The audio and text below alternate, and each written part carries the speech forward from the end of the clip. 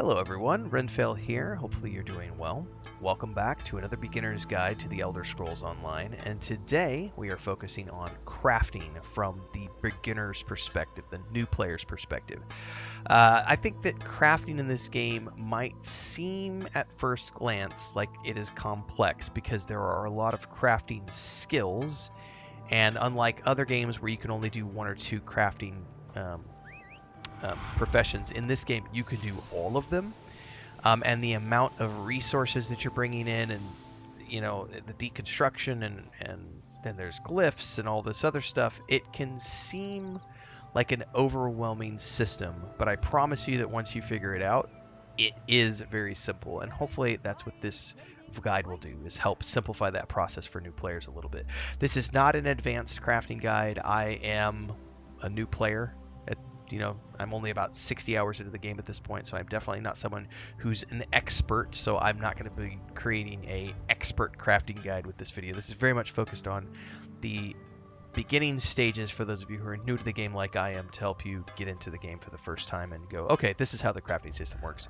Cool. So, first and foremost, there are many different crafting professions. We can go in here and look at my skills, and you can take a look at these. If you go down to the bottom, you're going to see your crafting. There's alchemy, blacksmithing, clothing, enchanting, jewel crafting, provisioning, woodworking. Basically, alchemy is the creation of potions and stuff. Blacksmithing is armors and weapons. Clothing is armor.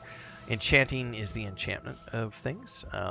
And jewelry crafting is rings and necklaces. Provisioning is all things related to food, and woodworking is shields and or weapons like stabs and bows. That's the simple version.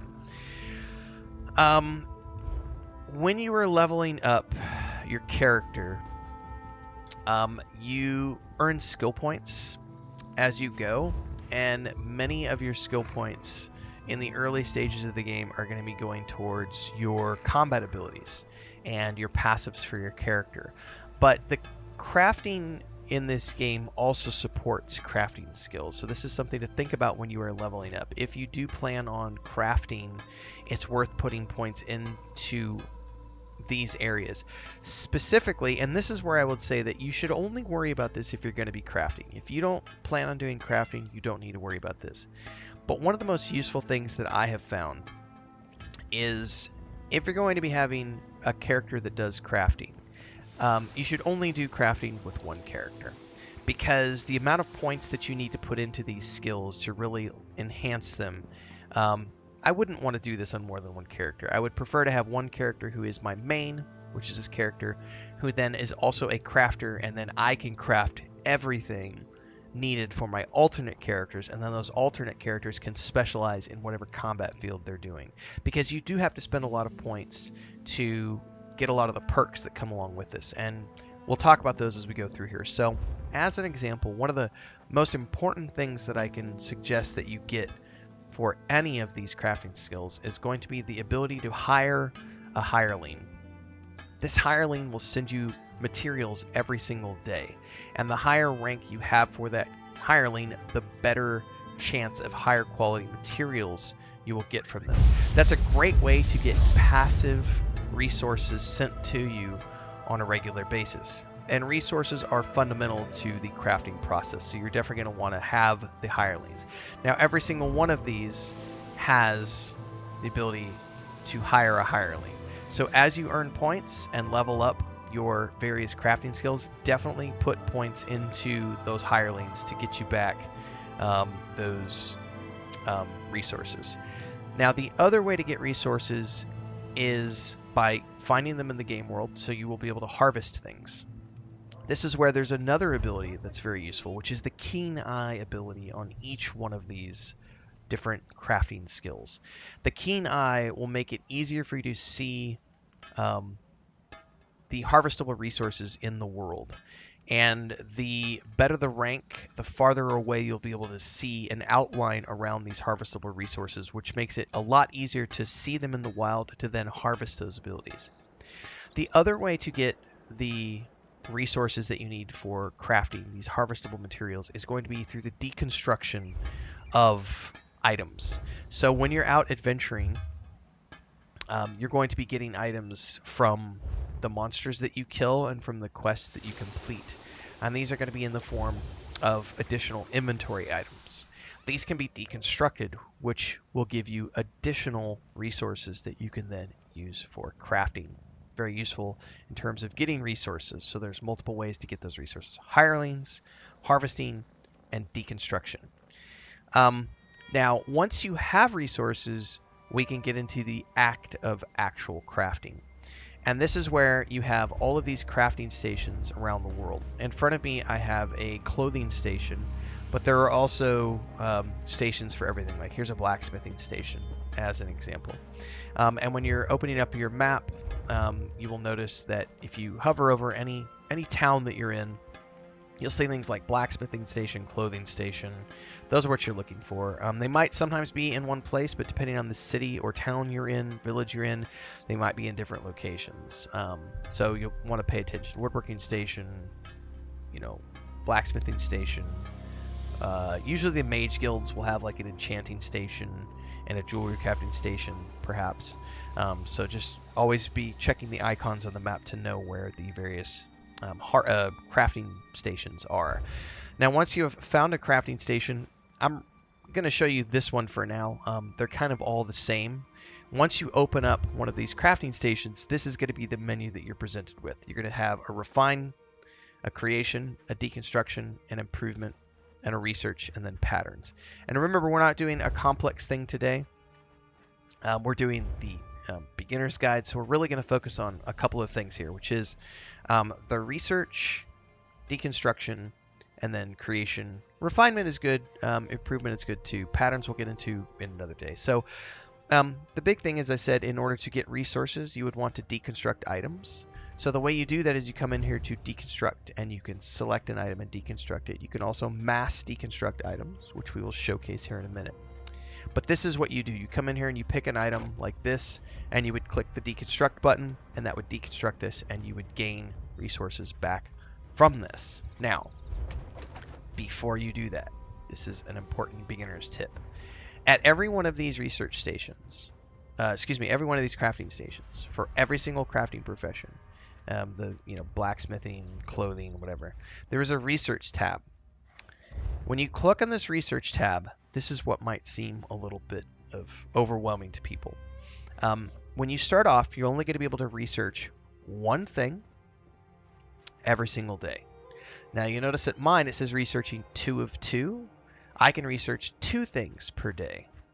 And the reason is because if you go back to those points I spent, this is something else to talk about, going to the skills. I'm mentioning this in passing. So we can say, go down here, which one is this? I think it's the, here it is. So every one of these crafting professions has the ability to increase the amount of research items you can do at any given time. So you'll see the next rank of carpentry allows me to do 3 items at once and reduces the amount of time by an additional 10%. So the first rank is 10% and I can do 2. The next one is 20% and I can do 3. So you'll notice that I can then, at the research stations, the crafting stations where I've unlocked that research ability, I can do more than 1. The reason this is important is every time you're coming back from an adventuring session, you're going to have items in your inventory that you can break down into things, right? When you're at a given station, a given crafting station, you can only break down items of an appropriate type at that crafting station. So I can only break down cloth and leather items at the clothing station. But before I break those down and deconstruct them for parts, I want to make sure that I research any appropriate items that I can. What is researching? What is the purpose of researching? So researching is where I take an item that I have looted and that I have in my inventory, and I strip out an enchantment from that item and I learn it. So in this case, you'll notice that it says I am currently researching Invigorating. Invigorating is a perk which increases health, magic, and stamina recovery. Now, once I have finished researching this, I will have stripped that out of an item, and I will have learned how to do that on my own so that I can take it out and then I learn how to use that to put it back into something. Quick commercial break, everyone, to celebrate and give thanks to all of these amazing people who keep me on the air full time. Really appreciate the support. All you got to do is join as a member. You get access to private videos. You can also do super thanks on any upload or super chats and stickers on any live stream or premiere you see. And beyond that, don't forget we're multi-streaming over on Twitch now, so you can support over there as well. Thanks so much to everybody. Let's get back to the video at hand. Now, you'll notice that there are many different types of things they can research. I know some of these, like reinforced, training, and infused. I'm currently researching invigorating, but I don't know near-horned, well-fitted, impenetrable, or sturdy. In order to learn those, I would need to find or purchase an item that has one of these enchantments on it and strip that out. But I can only do X amount per day based on the number of research items that I'm allowed to research per day. It is per item. So this is for robes and jerkins. It's different for shoes. I have unlocked different enchantments for shoes. I have unlocked different enchantments for gloves. I've unlocked different enchantments. I've only done one for hats. I've only ever come across one hat. I've done different for legs, the epaulets, the belts. And now we're getting into leather. Right? So I've not done any, and this makes sense because I'm not a leather wearer, so I haven't really been worried about picking up leather or getting leather from rewards. So I haven't come across a lot of leather gear yet that allows me, nor have I researched leather gear because I really haven't been worried about it at the moment because I've mostly been focused on cloth-based stuff, which is robes and jerkins, right? Every time you come back to town from an adventuring session, before you deconstruct, make sure you take the time to go through and see if A, you have any research slots available, and if you do you have any items that you can research, and if you do, research those items. Once you research an item, it destroys the item, which means once you've researched it, it cannot be used for deconstruction. So you have to pick, do I want to deconstruct the item and get the resources back from it, or do I want to research it and get the enchantment out of it? Always research first. After you're done researching, you can then go into the Deconstruct tab. And this is where you just mass select all of the items that you're going to deconstruct. This is the number one way to get crafting experience. So on the bottom right, you're going to see my crafting level. I've selected all of these items. I'm going to deconstruct multiple. It's going to make sure that I want to do that. I'm going to say yes. And you'll notice that I just almost got a level. I got a whole bunch of XP for deconstructing a whole bunch of items. Also, you're going to notice I got collections. Very important here is that anytime you have an item that is potentially collectible, if you deconstruct it or if you research it, it automatically will collect that appearance for you if it is something that has an associated appearance. So you don't have to worry about accidentally destroying something and losing the appearance of that item if it has an appearance available that you can then use later on to transmog for your cosmetics. Now after that, you come into the creation of items, which is where you can create an item, a robe or a shirt or something. This is where you'll need a few things. One, you need whatever you want to make, the type of item you're going to make. You're then going to need to use the appropriate rank of material. So in this case, jute creates levels 1 to 14 items. Flax creates items from level 16 to 24. Cotton creates levels 26 to 34. Spider silk, allows you to create items up to level 44, and so on and so forth. Notice that I don't have access to these because I have not ranked my character up. I am only like level 38 or something, or 4. I just hit 40 actually. So that's the second thing you would choose. First is the type, then the materials. Then underneath the material, you go down and you can choose what level of an item do I want to make, because this is between 36 and 44. So do I want to make a level 36 item, a level 38 item, a level 40 item? And it will then tell you the amount of spider silk it's going to use for that item, because that's the, so you have to have that material on you, have the amount of the material on you, and then choose it, and then level 42 or level 44. And it it jumps in ranks of 2 there. I also need to choose the style. Now, this is getting into the advanced stuff. I don't want to dive too much into this, but what this means is that there are various styles that you can create. These are like cosmetically the way that items look. Argonian, Nord, Dark Elf, so on and so forth. I'm a High Elf. I'm a new character. I don't have access to all of these because, as you see, learn skill to unlock. I have not unlocked other styles yet. I only have High Elf. So in order to create a High Elf style of armor, I need an adamantite. You can get these at your crafting merchants, and you'll find them from deconstructing items. Don't worry, you will have plenty of these. And then, remember how I told you how we were extracting enchantments, or we were extracting traits out of objects by researching them? This is where you find those things, is right here in the traits. Anything you have extracted, you can then put back into, as long as you have the appropriate item to use. So in this case, we would need an emerald, or we would need a sapphire. You can only put one trait onto an item. Glyphs are different. Well, that's an advanced thing. We'll get into that another day. That's a further enchantment. But this is just what you would imbue the item with when you create it. And once you've chosen to do that, you just hit the craft button, or craft multiple if you have enough to make more than one. We're going to craft. It made the item. I got a little bit more XP, and I can go wear that item if I want to. Or I could turn around and say, I want to deconstruct the item that you just made. This is useful if you have a whole bunch of resources on hand and you want to just level up.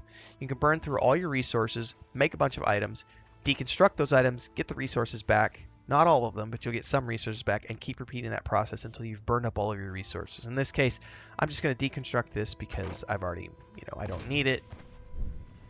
We got a little bit more XP for that. That is the process that you do every single time you come back to town.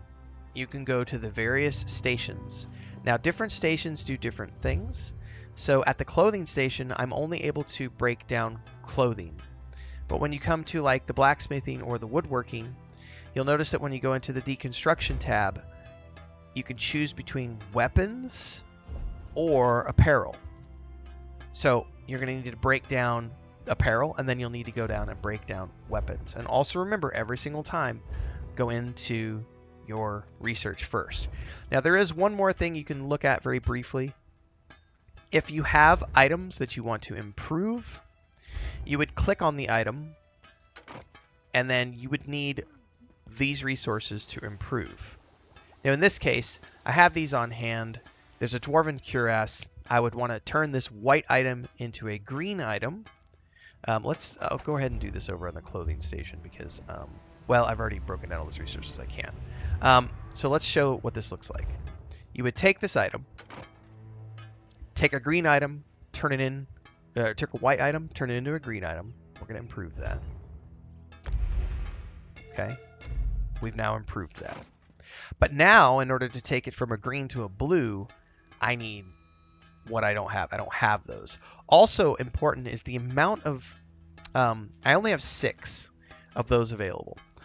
The more of these items that you apply towards the improvement, the higher the chance. But you're only ever going to have a 100% chance if you have a full amount. I would need 7 of the dwarven oils. I only have 6. The higher the item, the more expensive these things are, the harder they are to find. And things can get very expensive, especially when you get up into the legendary tier. And then finally, refinement. Refinement is if you want to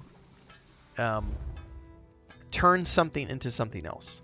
So I can take 10 dwarven ore, turn it into a dwarven ingot.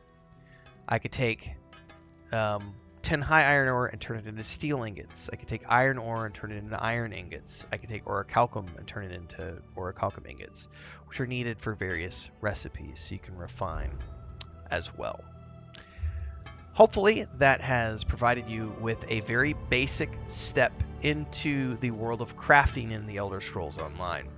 There is one more thing that I would say, if you are going to be choosing to go the crafting route, is that crafting requires a boatload of resources.